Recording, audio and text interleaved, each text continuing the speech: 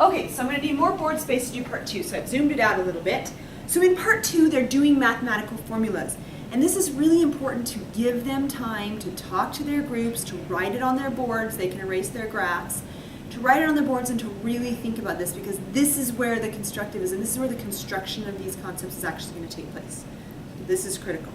All right, so once they've done that, tell them to use generation 1, just so they're all on the same page. Tell them to use generation 1 for question 9, all right? Just because, yeah, they need one, they need to pick one.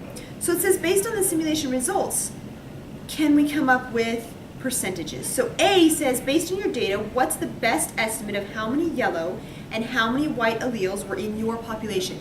Now we're not talking about the bucket. We're talking about their little population of 100 beads-ish, okay?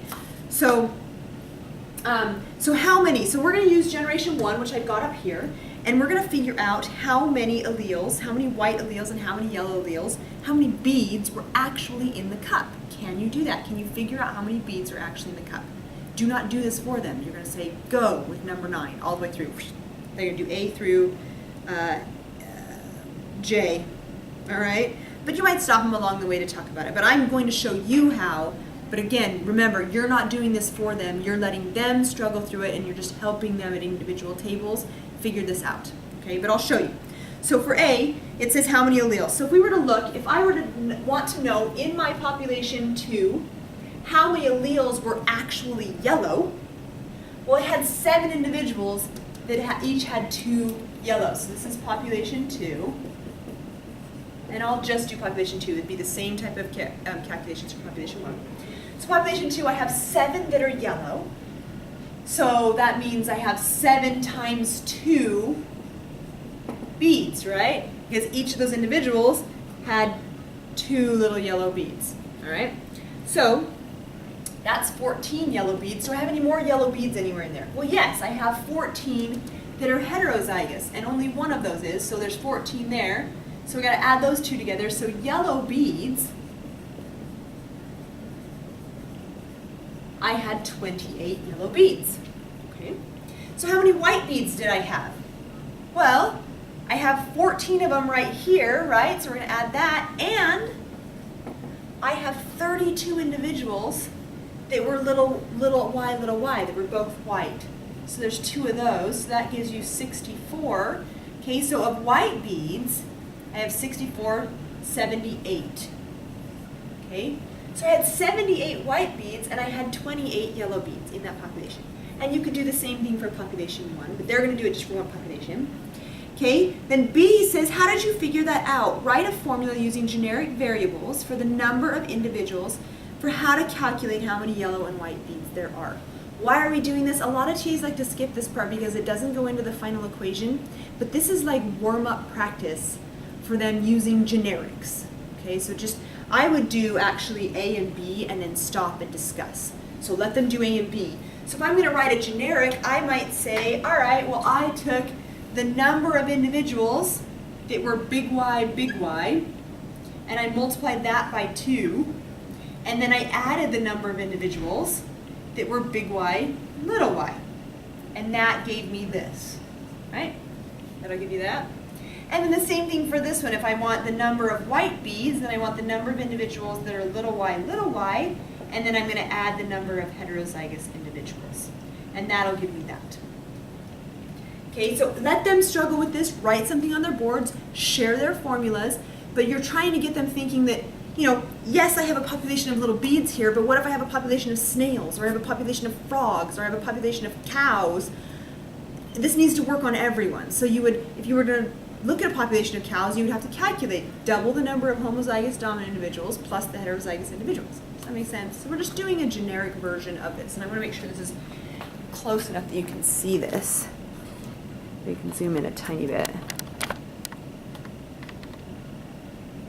Okay, so can you see that? All right, so that's for B, when we talk about it. Then C says, what's the probability of drawing a yellow allele from the gene pool?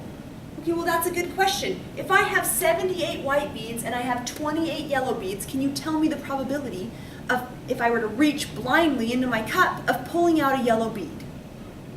All right, let them struggle with this.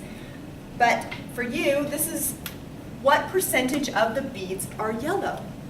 All right, so what percentage, which would be P for percentage, of the beads are yellow? Well, 78 out of the 106. All right, so where did I put, oh, 78 out of 106. Here we go. So 74% of my population, 74% are yellow, and what's the percentage that are white? 26% are white, because these should add to 100%, right? Yeah, okay. So 74% of my beads are white. So what are the chances of reaching in and pulling out a yellow bead? 74%. I have a 74% chance of pulling out a yellow bead. Okay, so that's what C is. So I'd have them do C and D and then stop. And D asks them, how did you figure that out? Again, write a generic formula, and we're going to call it P. So how did I figure that out? Well, I took the number of yellow beads and I divided it by the number of yellow plus the number of white. Okay, and that gives me a percentage. So they should be able to figure out what a percentage is. Okay. So then D says, how did you figure? So that's our probability. And we're going to label that P. So this, we're going to label it P. Okay, P is the proportion of beads that are yellow. That's our P value, all right? And then the same thing for E. What's the probability of drawing a white allele out of the bag? Well, the probability of drawing a white allele out of the bag is 26%. How did I do that? Well, I simply said the number of white over the total. So they can put total down here, or they can put what I wrote right there.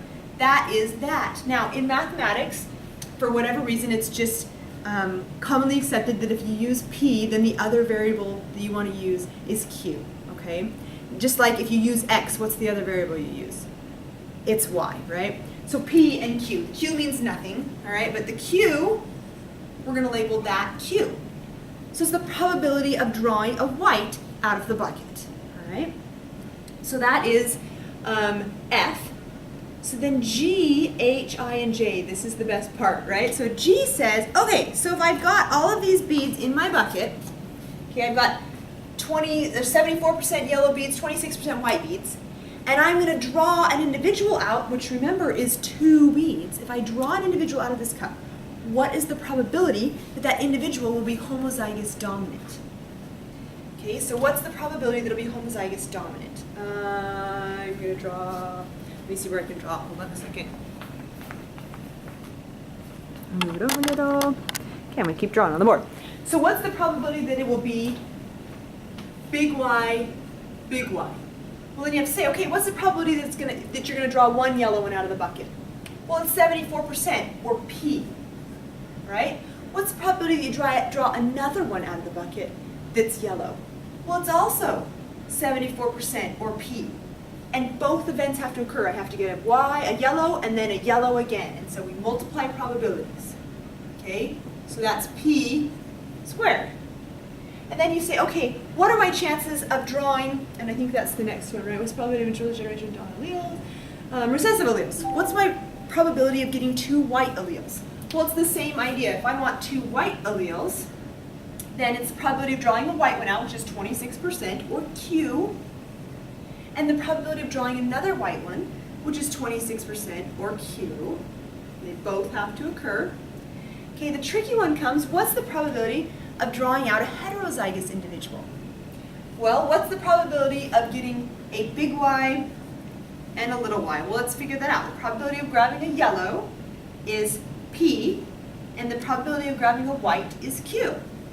So the probability is PQ. But you could get, or a little y first and then a big Y. So your probability doubles because there's 2 ways of getting a heterozygous individual. So in that case, it's Q times P, which is another PQ. So it's PQ or PQ. And when you say or, when either one will work, you add them together. So 2 PQs.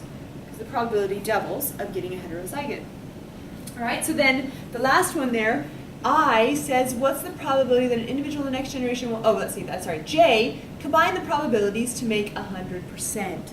So if I want to know all the generational, I'd have this probability of getting a homozygous dominant, I'd have this probability of getting a heterozygous individual, and I'd have this probability of getting a homozygous recessive individual. And together, that should add up to 100%. Okay? And that is the Hardy-Weinberg equation. All right? And so you're going to, once they get to that point, then you should be able to talk to them about the Hardy-Weinberg equation. So this Hardy-Weinberg equation, it describes what the population will look like. If you know how many beads are yellow, and you know how many beads are white, and they're mating randomly, and you're just randomly pulling out individuals, you can figure out the probability of getting a homozygous dominant, a heterozygote, or a homozygous recessive individual. Okay? So that's the Hardy-Weinberg equation. A lot of students have seen this equation. They've done it in biology in high school, but I'll bet you they had no idea where it came from. All right? So that's what you're trying to get them to see. Oh, that's what those mean. That's where they came from. All right? Okay, so we're going to, let's see, they've got graph paper. We're going to start on the assumptions here in just a minute. I'm just going to pause it.